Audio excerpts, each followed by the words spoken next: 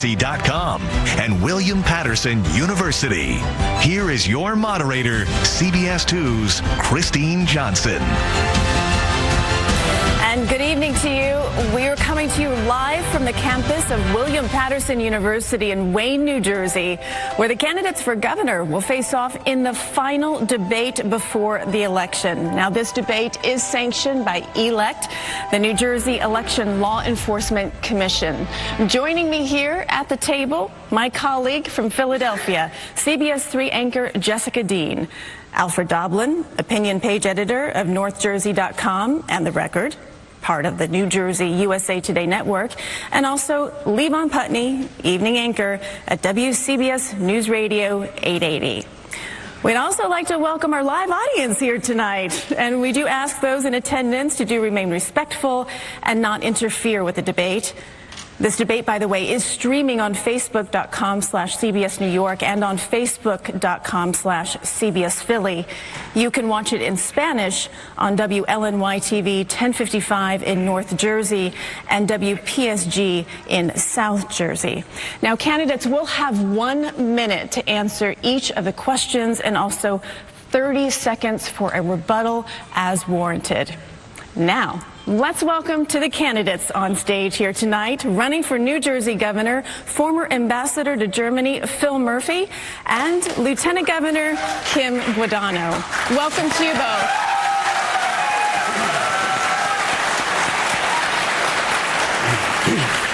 My first question goes to you, Lieutenant Governor. You served alongside Christie for 8 years. What do you say to voters who just cannot consider to vote for you for governor, considering just your affiliation with Christie? Well, thank you for the question, and welcome, William Patterson. Thank you for having us both tonight. I want to say, to start, quite frankly, anybody who knows me knows I'm not Christie. I'm running on my record. I'm running on my values. I'm running on my principles. My record for the last 8 years has been to be Chris Christie's lieutenant governor. I haven't been the governor of the state of New Jersey. He was the one who made the final calls. When I had a complaint about Governor Christie, I made it privately. I think that's the way it should happen. Vice presidents don't get out ahead of governors or presidents, and I don't think lieutenant governors should get out ahead of governors. I do believe, though, that when the governor finally decided that he was going to start to tax the individuals, increase the gas tax, I had to stand up and disagree. Phil Murphy, on the other hand, stood with the governor and voted in favor and supported the gas tax. You mentioned that you did voice your concern when you did disagree with the governor on some issues. Can you give us an example of where you may have swayed his decision? Oh, but I wouldn't tell you that. I don't think we should tell you that. I think people need to understand how lieutenant governors' offices work. Quite frankly, if I become the governor, I wouldn't let or expect my lieutenant governor, Carlos Render, to disclose our private conversations. I suspect that Phil wouldn't want that to happen. But I did have to disagree with the governor when he started to tax the middle class in New Jersey. I stood up and said no at the last summer, and Phil Murphy stood with Christie and said yes to the 23-cent gas tax. Mr. Murphy, your campaign commercials document that you were raised in a working-class family. But that is not how you live today, and it's not how you live for the past few years. You made millions at Goldman Sachs. How can you possibly relate to the working class family living in New Jersey? Let me say, first of all, I'm honored to be here with the Lieutenant Governor and each of you and the whole audience here at William Patterson. I see that last question a little bit differently. I would just say, with all due respect, the Lieutenant Governor has been standing beside the Governor 2,829 days, so his record is her record. I grew up in a home which was working poor. My dad didn't get out of high school. My mom did. We all worked. We just didn't have enough money. I worked under the table when I was 13 years old. I slept in my parents' bedroom until I was 9. That experience of growing up, barely hanging in the middle class, day in and day out, is what burns most deeply inside of me. So with all of the chapters of my life as an adult, I'm a proud public school product. I worked in business. I served the United States under President Barack Obama as the U.S. ambassador to Germany. I served on the national board of the NAACP. I chaired a women's shelter in Monmouth County where we live. I'm proud of all that, but the experience that burns most deeply is how I grew up. But can you see the concern here? I mean, last year you made over $7 million. You live in a multi-million home here in New Jersey. You do not know what it takes to struggle to put food on the table. I would say with all due respect, I do. I grew up that way. Again, my dad took any job he could. He did not have a high school education. My mom did. She was largely a secretary and helped bring us up. She made sure we went to college. He made sure we cared about the community and service. But I know all too well what that's like, believe me. Our next question from Jessica Dean. Mr. Murphy, you said you're willing to go beyond designating sanctuary cities like Philadelphia, like New York, which protect undocumented immigrants, and make New Jersey a sanctuary state. Now, would you do that knowing that New Jersey is then at risk of losing millions of dollars in federal aid? I think I'm glad you brought this up because we had an incomplete discussion about this last time. And the fact of the matter is one of the biggest police union came out and made this point better than I could. The reality is when residents in a city or a state feel comfortable about engaging with law enforcement and they're not worried about their immigration status, without question you have a safer environment. You have safer communities and a safer state. And again, the lieutenant governor has a law enforcement background. She knows that. We can't put politics ahead of public safety. The reality is if folks feel free to engage, you have a safer community. I believe, and I'm not a lawyer, but I'm relying on counsel and advice I've gotten from others as it relates to this threat that the federal government and President Trump could use against us. I think that's an empty threat. And we would fight that tooth and nail to the full extent of the law. Our dreamers, our immigrant families, we need to make sure they realize they're welcome in this state. But if that money does go away, because they've made that threat, and you're talking millions of dollars to a state like New Jersey, what would you do to fill that gap? Well, this is a good example. Unfortunately, it's one of many examples these days where we need governors with steel backbones who are going to stand up to this president and stand up to what's coming at us, whether it's in threats to withhold federal funding, whether it's the environment or public education or criminal justice, social justice. We're going to be probably in court for every single day of our time with an attorney general alongside who's got a steel backbone and fighting for every dollar. Ms. Guadagno, do you have a response? Yes, of course I do. I was the sheriff of Monmouth County, and when I became the sheriff, I was shocked to find out that we could release a violent criminal from our jail without running an immigration background check. So I got a computer, and I got someone trained on that computer to do one simple thing, a criminal background check to see if he was an illegal alien. And I don't believe that the people of New Jersey want to see a violent criminal released from our jails if there's an immigration detainer against them. I think they believe, and I believe, that those detainers are being run and background checks are being run anyway. If we had done just that, then Jose Carranza would not have been in a schoolyard in 2008 shooting 4 children in the back of the head. If we had done just that, then Edgar Mendoza would not have been climbing up the back stairs of a house and raping a 6-year-old just a month ago. All I'm saying is that one of the things the governor of the state of New Jersey has to do, and one of the primary things they're required to do, is to protect the public. And a sanctuary state will harbor criminals, it will impact and challenge law enforcement officers, and as you said already, it will put at risk millions of dollars of funding for those people you wanted to help the most. Thank you. We're out of time on that question. I'd like to bring in Alfred Doblin for our next question. Ms. Guadagno, we're going to talk about something near and dear to everybody in New Jersey's heart, property taxes. You have a circuit breaker plan to provide property tax relief. If the school portion of your local taxes hits a certain point, breaker kicks in, and then the state, depending on the income, could give that homeowner up to $3,000. Well, that's a lot of $3,000. That's a lot of breakers. Where's the money coming from? Well, first, to be more specific, on average, the homeowner would earn about $800 per household. So on average, and we believe it will cost about $1.5 billion. I think we have laid out very specifically a plan for how we pay for 3% of our $34 billion budget. I believe the people of New Jersey need property tax relief. It is the #1 problem facing them today, and I have a plan to fix property taxes in New Jersey. Phil Murphy does not. Well, your plan, if I understand it, you want to do an audit of all government functions, state functions. Right. $1.5 billion is a lot of money. I mean, Right. you were part of the current administration. Is there $1.5 billion hidden somewhere in the State House we don't know about?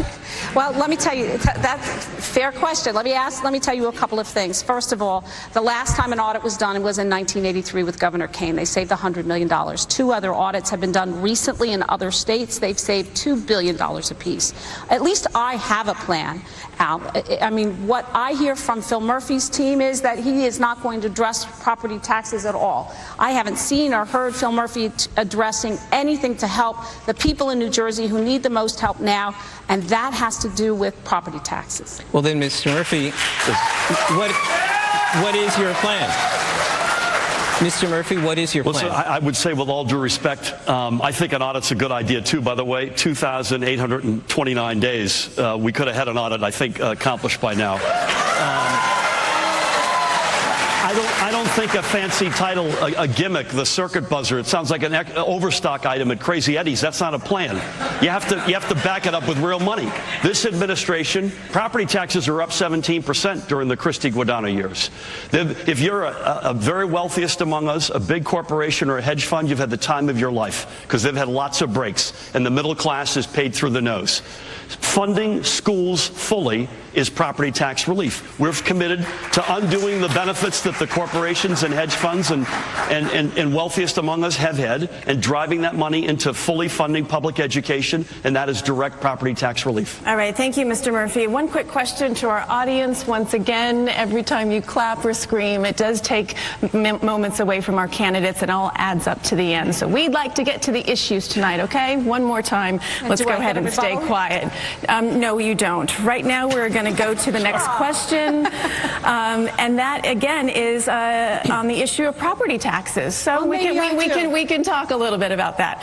As you know, Mr. Murphy, New Jersey homeowners, they pay the highest property taxes in the nation, and there is a salary cap that limits raises for police and firefighters to 2%, which then helps keep property taxes down.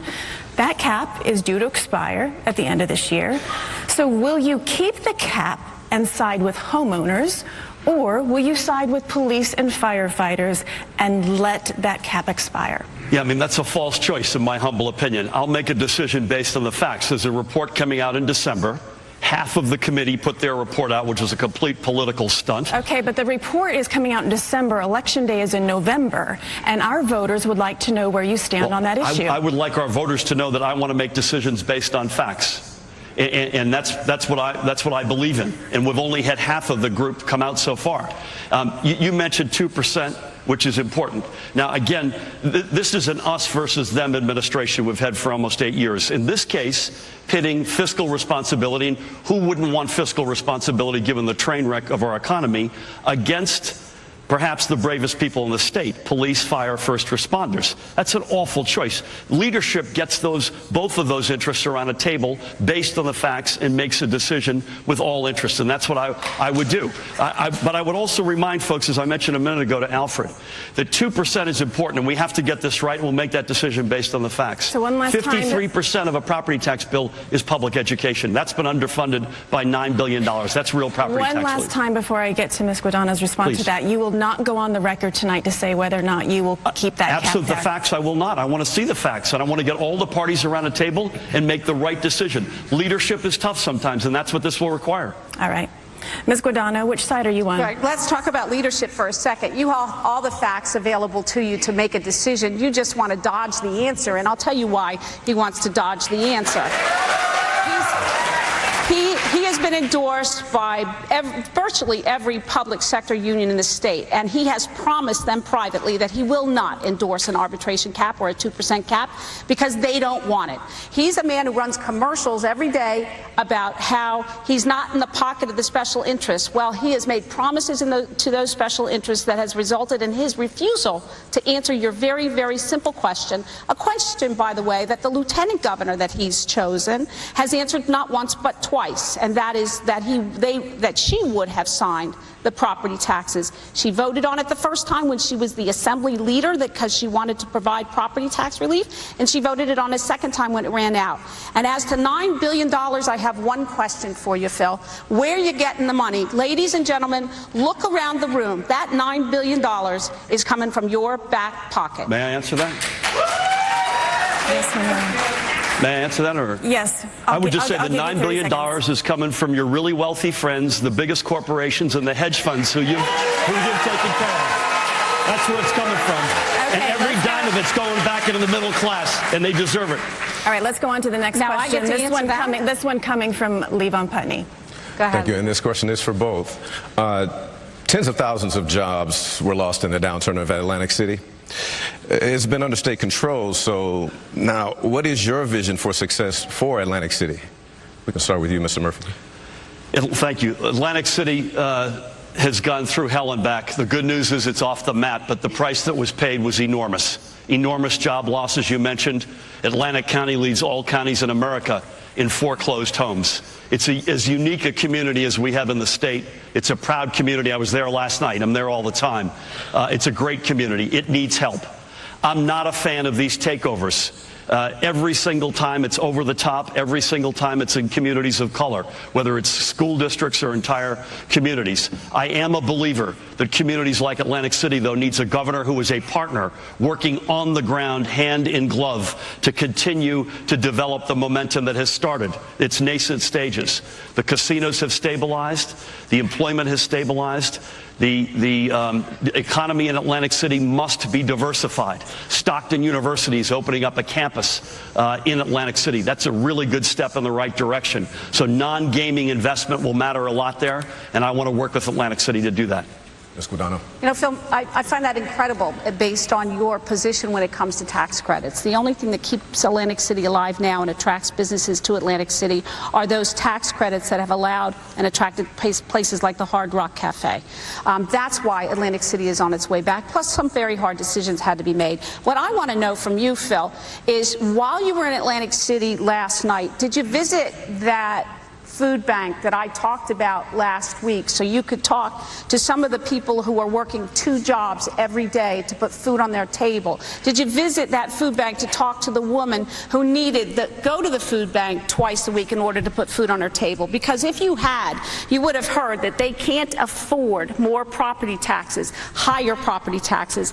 I'm going to lower property taxes, you're going to raise them, and you're going to move these people out of New Jersey. You've left the middle class behind, and now you've left the truth behind. I didn't have to. I wasn't in that food bank last night, but that's how I grew up. I know that all too well. I have a follow-up question, but before I do, you said you were no fan of state takeovers. Yes. If elected, would you end the state takeover? I would undo that state takeover, but I would say that we would be there on the ground. The governor, the executive branch of the state would be on the ground working with the local elected officials to keep the progress that we've seen in Atlantic City and hopefully a whole lot more. Okay, now, would you support gaming at the Meadowlands in North Jersey? Gaming, North Jersey gaming, I've supported strongly, and here's my rationale. Number one, it's a huge job creator, and we're desperate for jobs. Number two, if it's not in North Jersey, before we know it, it's going to be on the west side of Manhattan. The projects that were voted down last year had elements where they would send a significant amount of income to Atlantic City. And that's a big basis upon which also that I was supportive of it. My fear is if there's a casino on the west side of Manhattan, they won't send 1 red cent to Atlantic City. I'd rather that gaming, those jobs created, and that gaming in New Jersey. Okay. Ms. Guadagno? So very quickly, once Atlantic City is stabilized, yes, I believe we should put on the ballot the question of whether or not, and it has to be on the ballot, the question of whether or not gaming should be up north. And I agree that if somebody's going to get the jobs, we should get the jobs. And I think we are in the best possible position to get those jobs on one condition. And that is that we can afford to do business here in New Jersey. Phil Murphy would eliminate tax credits. Phil Murphy would eliminate business. He would raise taxes on businesses, and he would make New Jersey unaffordable for anybody and very business unfriendly. Jessica Dean has our next question. I want to talk about pensions. Mr. Murphy, I'll start with you. You advocate fully funding the public employee pension system, which is currently severely underfunded. And obviously, we're obligated to pay what has already been committed. But going forward, would you consider the state switching new employees to a 401k type program like a lot of private businesses have done? I chaired the original commission on this 12 years ago, and if we had taken the steps that we had outlined, we wouldn't be in the position we're in today, but we are. The pension plans have been underfunded in the Christie, Guadagno years by $23 billion. That's not the only reason, but it's a principal reason why we've been downgraded 11 straight times. The state must own up to its obligations. It must get as fast as possible to fully funding its pension obligations. We're a state for many reasons, but this is one of the biggest ones that folks no longer trust. And trust is something at all costs we can't lose, and we've lost it. So the answer is we've got to get back to fully funding the pension plan. Only then can you start talking about what else you're going to do. If you've been left at the altar 20 years in a row, and most notably in the past 8 years, and the only answer is, hey, if you concede a little bit more, we might find a way to find more money. That's unacceptable. The state must meet its obligations. And for all those people at home who are owed that money, what is your specific plan? What do you say to them? What are the specifics of that? Okay, here we go. Again, you've got an administration over here with Governor Christie that's taken care of hedge funds, big companies, and the wealthiest among us. They've had historically significant tax breaks. We want to unwind those tax breaks and fund, getting back to funding the middle class in this state. Those are three big items: public education, fully meeting our pension obligations, and build the infrastructure that this administration has kicked down the road. All right. And Ms. Guadagno, I'd like to know your specific plan. So very simply, it's going to cost $5 billion in pension payments. It's going to cost another $10 billion in health care payments in order to fully fund the pension as suggested by my opponent.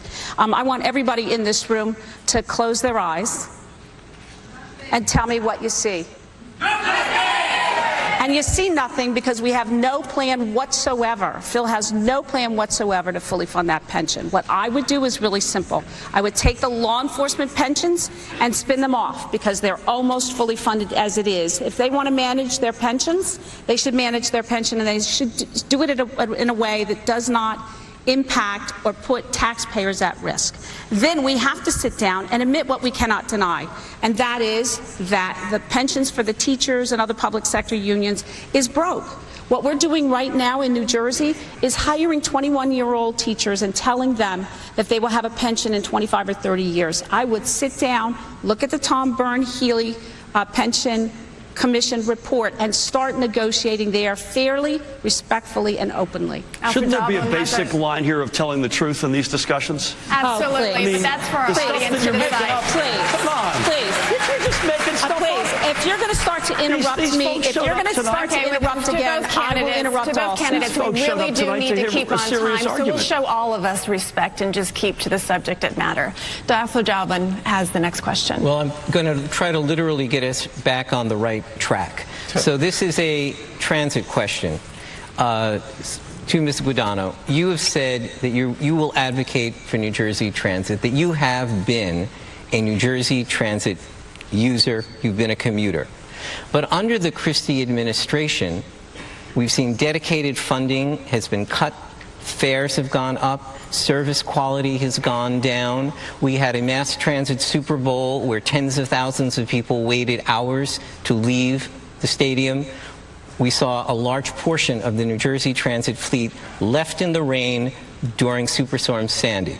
So if you're the advocate, you've been there, where were you? Good question. I know that the following.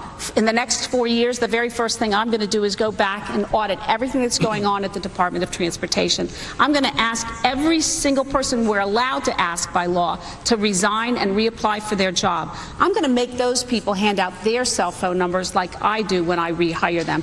I'm going to make those people sit down and actually take the train every day.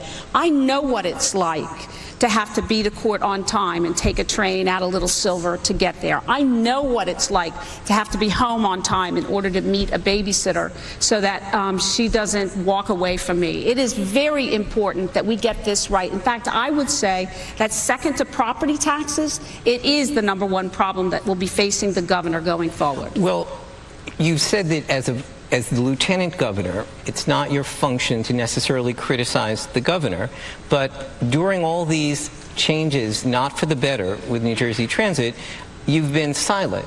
Have you taken a New Jersey Transit train in the last 5 or 6 years? Absolutely. Absolutely. That's the only way to get back and forth to New York. And I've also taken an Amtrak train. That's the only way to get back and forth. Unlike my opponent, who's a Goldman Sachs billionaire, I'm a working mom who has W-2 income, and my husband is retired. I have to take public transportation in order to get back and forth, not just now, but for the last 25 years. But to answer your question... Well, okay, I'm going to have to move on to Mr. Murphy.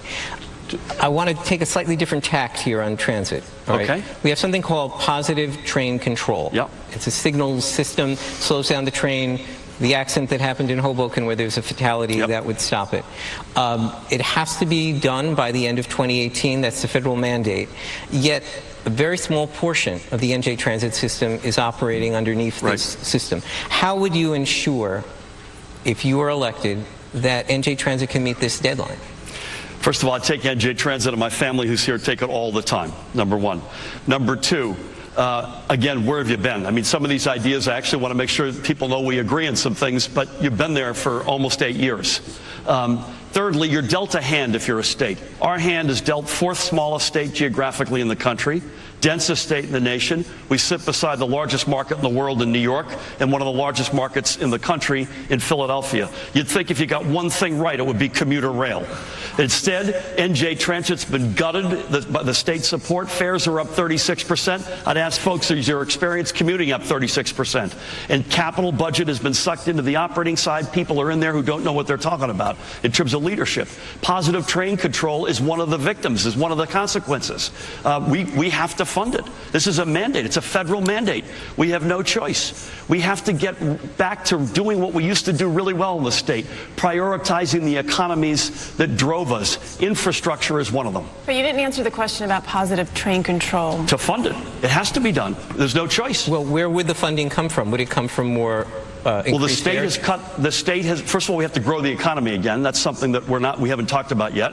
We've left tens of billions of dollars on the table of economic growth in this administration. That's $2 or $3 billion at least annually of state revenue, and that would be well enough to deal with positive train control. But you have to prioritize. Infrastructure has to be prioritized, and it has not been. I'd like to pose a question regarding congestion pricing, 2 words that a lot of people in New Jersey do not want to hear. Congestion pricing to enter Manhattan really is looking more and more likely. It looks like it's going to become a reality. And New Jerseyans could actually be paying double now, once to cross the river and then again to move below 60th Street. Would you support a state tax rebate to offset the extra burden levied on commuters? Ms. Guadagno, I'll let you answer first. The short answer to your question is absolutely. I think we need to use our tax credits wisely. I think over the last 8 years, the way we used our tax credits was to encourage companies to stay here and grow here and expand here. I think the numbers show that they work. We've cut unemployment 50%. We have more people working today than ever in the history of the state. And just a report came out this week that we have 4% more in our back pocket than we had before. But the problem is, as you know, it is hard to get back and forth into New York, and a lot of our people up north do work in the city. So I would advocate for a transportation credit. I would advocate for a review of all of our credits to make sure that the middle class and the working people of New Jersey have more money in their pocket. That's what this campaign is completely about. Whether or not New Jersey is affordable, one of the ways we can make New Jersey affordable is by a tax credit. The problem I have with my opponent is, quite frankly, he's going to increase taxes on just about everyone to do all of the things we've already outlined. So with that tax credit, how then do we pay for it? Well, the tax credit, what do you mean? That's what I said. We'll go back and re-examine. Look, we've cut unemployment 50%, and we've done it by aggressively pursuing what is the only tool we have in New Jersey to create jobs and keep jobs here and attract jobs here, like Subaru or Panasonic or LG Electronics or any of the companies down in Camden. You know, Camden was a mud flat a year ago or 5 years ago. Today, it's going to be the shining city on the hill because of tax credits. Without those credits, Camden would not be surviving. I just have to interrupt you right there because we do need to get to Mr. Murphy on this question. Would you support a state tax rebate? You have to. I think the first line of the defense, though, is to try to convince New York to not do it. And how would you do that? It has the support of Governor Cuomo. It's been influenced before in the past when this has come up, and I think we need leadership that pushes back.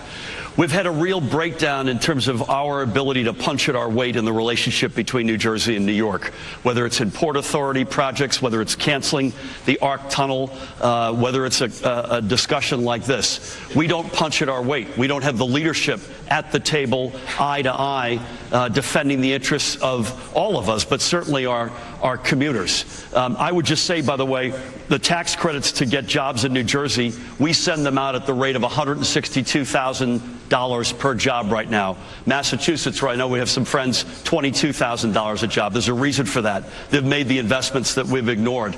And secondly, the labor market is at a 10-year low in terms of participation. But the answer is you've got to hopefully convince them not to do it. Otherwise, you've got to find the money. All right. Levon Putney has our next question. Levon? Yes, and to start with Mr. Murphy. At the last debate, you said that legalizing marijuana for you is primarily a social justice issue. Yes. Well, you've also said, though, that to fund many of your proposed programs, the state needs to increase taxes on its wealthiest, close loopholes, and legalize marijuana. Yep. So is legalizing it all about justice or really about tax revenue? Levon, if it doesn't pass the social justice test, you can't talk about the revenue implications. And the fact of the matter is we have the widest white, non-white gap of persons incarcerated in America, in New Jersey. It's not the only reason, but the biggest contributing factor is our low-end drug crimes. I'm saying this as much as a former national board member of the NAACP as I am as a candidate. So it's got to pass the social justice test. My opponent last week, and I'm glad you brought it up because we had another incomplete discussion, talked about decriminalizing it. The problem I have with that is the industry, the drug industry, stays underground, run by the same people, and it's unregulated. So therefore, minors in particular are exposed to that. Put aside the fact you don't earn the tax revenue, which is also a reality, the fact is it remains the Wild West. So I want to legalize it, regulate it. I'm glad we're not the first state because a lot of other states have done it and made mistakes. And at the end of the day, will we earn some revenues from it? Yes, but it's got to be social justice first. Now, Mrs. Guadagno. So I want to pick up quickly on what he originally said in the primary. What Phil Murphy said in the primary was he was going to increase taxes by $1 billion. $300 million of that money was coming from legalizing marijuana. He has since changed his story to add the social justice aspect of it, which decriminalizing fixes. But it falls under Murphy's Law. Any tax that can be raised will be raised. And that's what the people of New Jersey need to know, that with all of these promises, all of these fantasies, all of these entitlements, it's going to come from your pocket. There are not enough millionaires in New Jersey to pay for the type of increases that Phil Murphy is promising you. It is like promising a chicken in every pot. It's not going to happen. It's a fantasy, and people in New Jersey know it. Ms. Guadagno, just as a follow-up, you're talking about bringing in revenue, but at the same time, why are you not willing to fully legalize recreational marijuana if it would? Well, very simple, because I just read a report from Denver, Colorado, or from Colorado, that shows that there's been a 48% increase in the number of traffic deaths which they attribute to marijuana use in Colorado. I don't want our children, I don't want our people to walk down the street and buy a pack of cigarettes and be drug dealers. I think it's a problem for the state of New Jersey. I think it sends a very large message for a state that's fighting the opioid problem. And I think that if we're going to, Phil Murphy should just call it what it is, which is just another one of his tax-raising policies. Moving May I on respond to that? Moving, we got to really move on to another topic. With all due respect, Mr. Murphy, Jessica's got this question. This next question comes from our debate participant, Positive Community Magazine. Development of New Jersey's two largest cities, Newark and Jersey City, has grown tax bases and the number of businesses. But residential rental prices are now trending upward. They're displacing low-income residents. So what policies do you envision to prevent long-standing residents from being displaced by gentrification? Ms. Guadagno, we'll start with you. Well, I think it is a problem that we have to be alert to. One of the programs that the tax credits are supposed to pay attention to is making sure that they hire people in the community that they get the tax credits. For example, in Jersey City, they got billions of dollars worth of tax credits. They're supposed to be hiring people. In Camden, they are. There's a company called Holtec that got $200 million worth of tax credits, and they are actually hiring Camden citizens and training them in Ohio and bringing them back. Those are the kinds of things we have to monitor, make sure happen, and in fact are happening in places in New Jersey. It's a condition of the credit itself. And the other thing we have to do is fix the Affordable Housing Act. What we have to do, in my opinion, is come up with a state plan to put jobs where there is transportation, or put affordable housing where the jobs are and where transportation are. We can do that by simply having a state plan. Mr. Murphy. I can't help but go back at the beginning to the last conversation about legalization. Number one, Colorado has had a meaningful reduction in opioid deaths, and it's directly correlated to legalization of marijuana. And number two, social justice is not an entitlement. So the big crux of your question is affordable housing. And this administration has done everything they can to kick the can down the road through the courts. That's just not true. They have taken money out of dedicated funds. That's not true. They've not done, well, I apologize, you'll have your shot. They've also not done what other states have done, which is to buy up empty foreclosed homes and convert them into affordable housing. Would that be something you would want to do? 100%. And the concern I have with a Jersey City or a Newark, and I say this all the time, is I want to help for the folks who fought and stayed, not just for the folks who come there because the cities, those communities have momentum, but they sure do, by the way. It's got to work for the people who fought and stayed, and it's affordable housing. Since we are at William Patterson University, we thought it was a good idea to have a student be involved in this democratic process. So we'd like to welcome a student here from William Patterson. His name is Kazir Siddiqui, and he has a question for both of you candidates. Kazir. Hi, my question is, the student debt is above $1 trillion in America. Some people aren't even able to pursue higher education due to the huge debt. New York has recently started offering free tuition programs to students. Would you support free college programs for bachelor degrees in New Jersey? And if you do, how would you pay for it?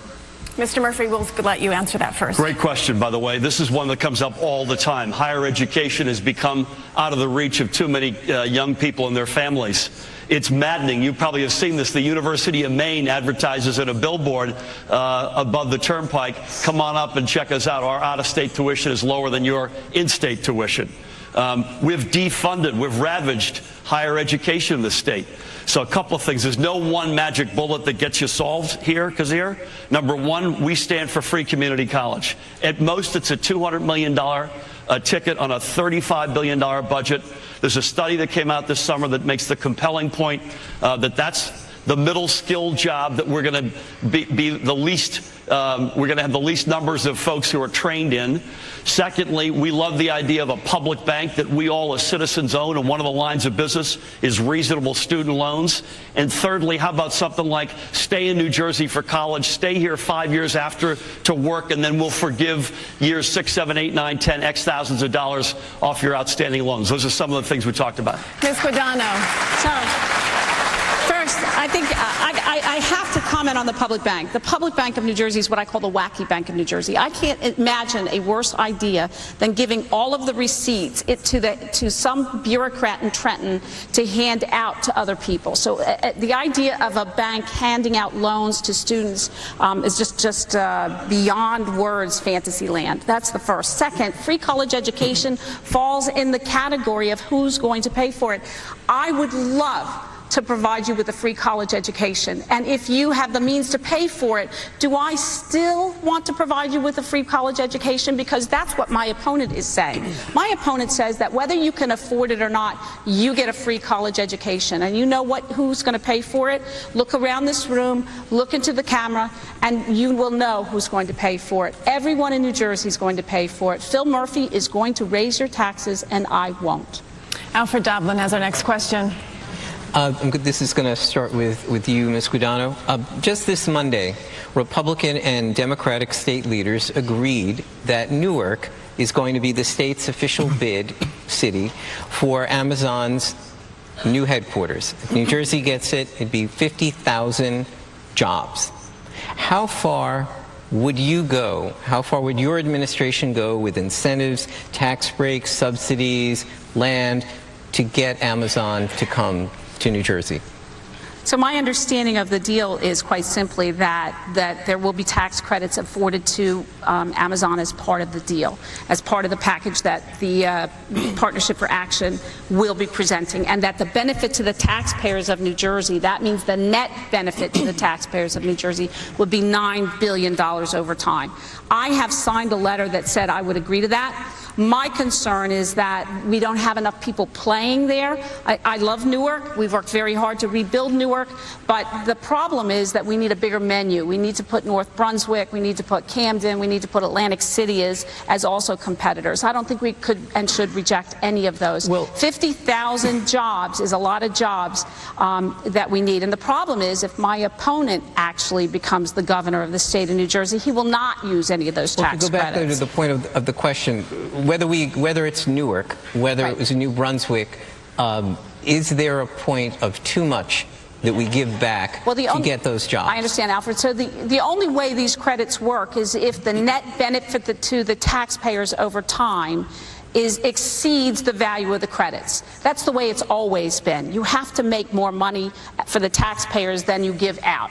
And in this case, my understanding from the letter that was written to us from the government, that it would be $9 billion worth of benefits. And quite frankly, I don't think you can put a value on bringing 50,000 jobs to New Jersey. However, if my opponent becomes the governor of the state of New Jersey, we don't have a shot, because we're not going to have tax credits. We're going to raise business taxes. We're going to raise taxes on people who live here, and Amazon will not find New Jersey a business-friendly place anymore. Well, Mr. Murphy. May I? First of all, I hope Amazon comes to New Jersey. That would be a game changer. But they've got to come on terms that not just work for them, but they've got to work for us. I looked at what they're looking at. We line up awfully well. It reminds me of what General Electric said they were looking for before they moved to Boston. By the way, we didn't get an at-bat in the competition for General Electric, because all we do is we throw out tax credits under this administration to the tune of $162,000. I'd like to go to Amazon with a competitive tax deal, because it's going to take that, but also say, listen, we're going to put $5 billion into Newark Liberty. We're going to build out Hudson Bergen Light Rail. We're going to actually build the Gateway Tunnel under the Hudson. We're going to fully fund public education. We're going to put money back into higher education. All of those things will be good for Amazon and their employees, but the more important news is they'll be good for all of us. So I hope we get Amazon, but I want to get them on the right terms. I also would have loved to have gotten Amazon when it started. We have 15 technology incubators in the state of New Jersey. New York has 179. That doesn't happen by accident. That's ignoring it on this side of the Hudson and embracing it on that side. I don't think the state of Washington had to put $1 to work to get Amazon started. It's public policy that we need to get behind that reignites that entrepreneurial innovation economy. Levon, please take the next question. Yes. You mentioned earlier that New Jersey is the fourth smallest state, but somehow we've managed to fit 565 municipalities in the Garden State. But even then, Given that state tax dollars go to these towns for police and other services, what specifically can you do to convince more communities to merge or share? We'll start with Mr. Murphy. Yeah, listen, someone once said, don't let a good crisis go to waste. And the crisis, the property tax crisis during the Christie Guadagno years has forced a lot of people to really think about sharing services that may not have thought about it before. So there's a lot of appetite out there, but you need leadership. And you've got some counties that have it in an extreme. Bergen County has 70 communities. We live in Monmouth County, 53 communities. Now, the thing that I believe with all my heart is you can't beat people over the head. There are different levels of government and representation. This is democracy. But you can provide leadership and incentives. And we've said, listen, if you two mayors and councils want to explore a possible sharing of services, we'll help fund that. And if you go ahead and each of you independently say, you know what, we want to actually go ahead and do this, we'll help fund that as well. We think we need to offer incentives to communities and leadership to get that done. So we'll appoint a shared services czar, we'll put real resources behind it, and we'll be aggressive. Okay. Ms. Guadagno. Well, of course, we have to do more shared services. The problem is if we don't have an arbitration cap and a 2% cap, an answer which my opponent has yet to provide to any of us, then there won't be any incentive for these merging of any of the 560 some odd municipalities or the 612 schools. What we do need to do is incentivize that, and the way to do that is to put pressure on the property taxes, keep property taxes low. My plan would keep property taxes even lower than the 2% cap.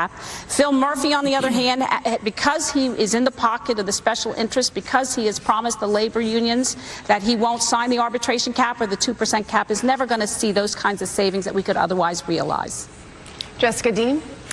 So you guys have a lot to say about one another and each other's policies. It's nice to have each other ask one another a question. So Ms. Guadagno, I'll let you do that first. What is your question to Mr. Murphy? Well, the question is really very simple. How do you plan to pay for free pre-K, fully funding the K through 12, free college education,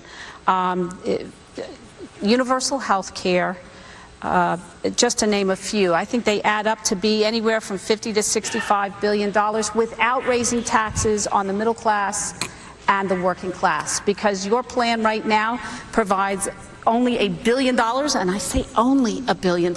Anybody who runs a campaign that says they're going to raise taxes in New Jersey is simply out of touch with New Jerseyans. But how do you plan on paying for all of the promises that you made during the primary? That's quite a question.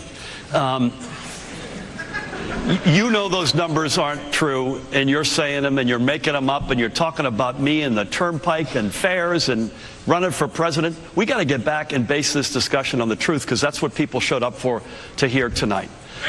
You've got. Sorry, I couldn't hear you there. Sorry. You've had the backs of hedge funds. The question was you've had the shout.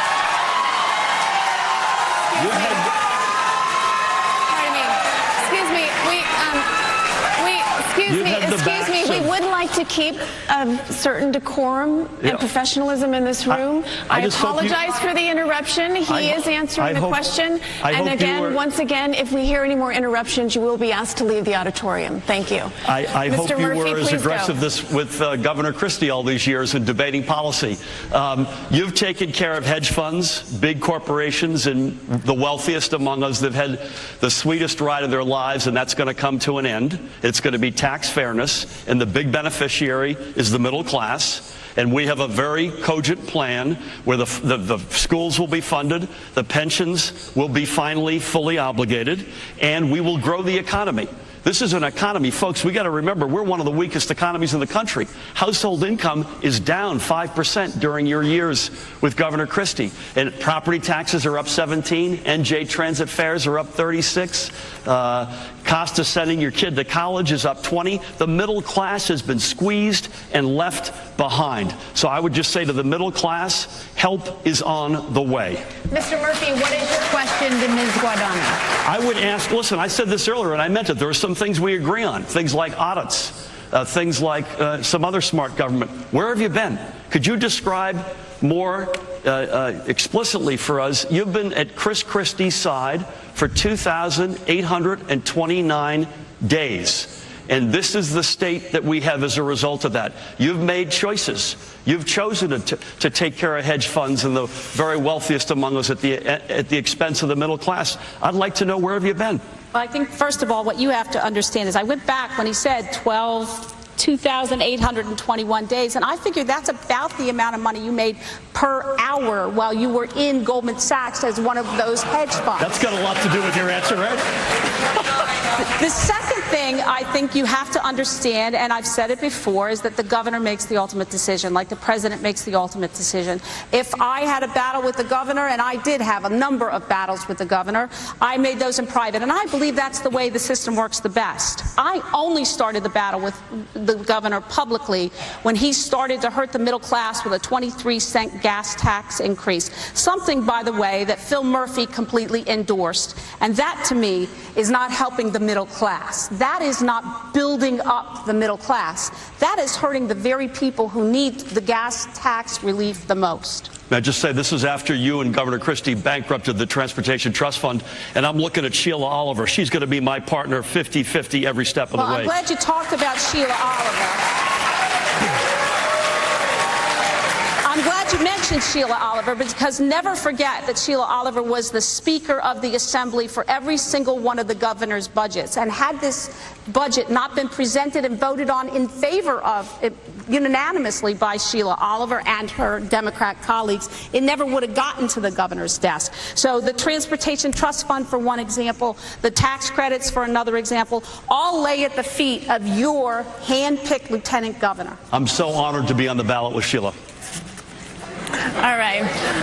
I would like to go to our flash round, where we ask for some brief answers, our flash round. Okay. It's always a little fun. I think we're due to have some fun right now. Mix it up a little bit? Okay, absolutely. I thought we were mixing it up. So we're going to move on to our flash round, and we'd like to just give some brief answers, thus the term flash round. My first question goes to you, Mr. Murphy. If Senator Menendez is convicted of corruption, should he resign? Listen, I think any speculation on someone who's in the middle of a trial is a complete waste of time.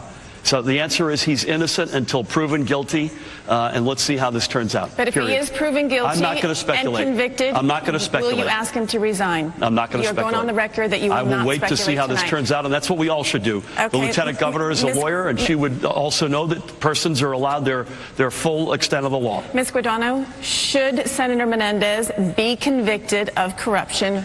Should he resign? Absolutely. It is an embarrassment that Phil Murphy has stood silently by the side of Senator Menendez for 2 years while he's been under indictment. It will be even a greater embarrassment if we have a United States Senator representing the state of New Jersey in the Senate in Washington, D.C. Are we still in America? To follow up on my question to you, Ms. Guadagno, hypothetically, if Senator Menendez is convicted and you ask him to resign, will you then obviously get to pick the replacement?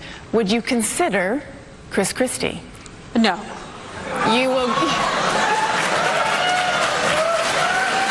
That was an easy one.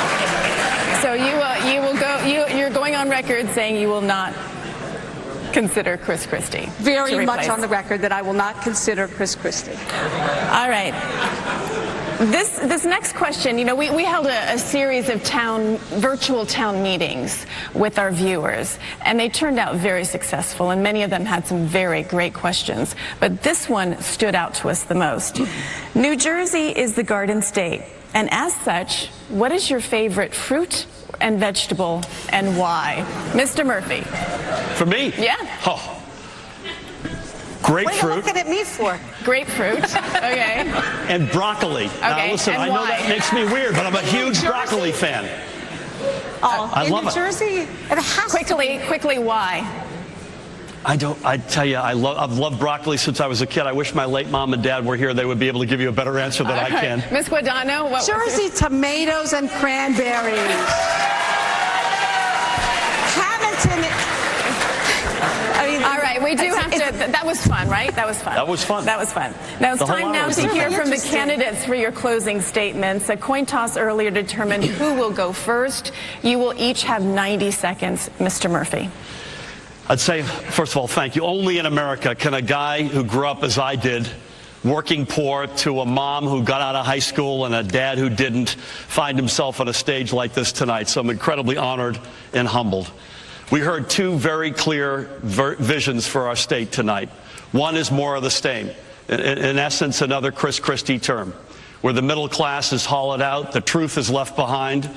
Public education doesn't get funded, infrastructure is ignored. We become more unfair by the day, and it's constant us against them. Or we could turn the page and embrace change and new leadership and new priorities. Priorities where we respect our seniors. We celebrate and invest in our middle class and in the dreams of those who aspire to get into the middle class. We fund public education and infrastructure. We become fair and inclusive for all again. We fund Planned Parenthood. We sign sensible gun safety laws. We do something about climate change, and we reject gimmicks, and we deliver real tax relief to the middle class. On the one hand, you've got folks who want to scare you to follow them and vote for them. That's not where I come from. I come from being grown up, being inspired by people like John Kennedy and Bobby Kennedy and Martin Luther King and Cesar Chavez and Barack Obama. And if that's your vision, I need you. I need your vote on November 7th. Thank you. All right. Ms. Guadagno? Ms. Guadagno, you have... Ms. Guadagno, you have 90 seconds starting now. 90 seconds. So thank you. I want to speak to the people at home. I want to talk to those people that are saying to themselves, why should I go to the ballot on November 7th? And how do I decide? I think the answer is very, very clear. Phil Murphy will raise your taxes. I will lower them. And that's why you should go to the ballot box on November 2nd. We need your vote. You know, I grew up moving all around the country. My dad lost his job. I moved 12 times before I went to college. I know what it means when a family has to leave a state and a town that they grew to love. I don't want to see New Jerseyans do the same thing. I put myself through college, I put myself through law school, and I was lucky enough to marry a guy from Jersey, where I knew I wanted to raise my family. My family has been raised in New Jersey, and I think the reason why I'm running for governor, in fact, I know the reason why I'm running for governor, is because I don't want other families in New Jersey to lead the life that I led. I don't want their children to be raised the way I had to be raised. If Phil Murphy becomes the governor of the state of New Jersey, the only person who will be able to afford to stay in New Jersey will be Phil Murphy. He has promised to raise taxes on just about everybody, and it proved it tonight. Vote for lower taxes, vote for a safer New Jersey, and please, on November 7th, vote for me. Does conclude your 90 seconds. Thank you both for a very spirited debate. I would like to thank my fellow panelists for being here today. I would also like to thank William Patterson University tonight for hosting this. Election Day is November 7th. Please be sure to go out and vote. I'm Christine Johnson. I'll be back at 11 o'clock on CBS 2 News at 11. Thanks for joining us.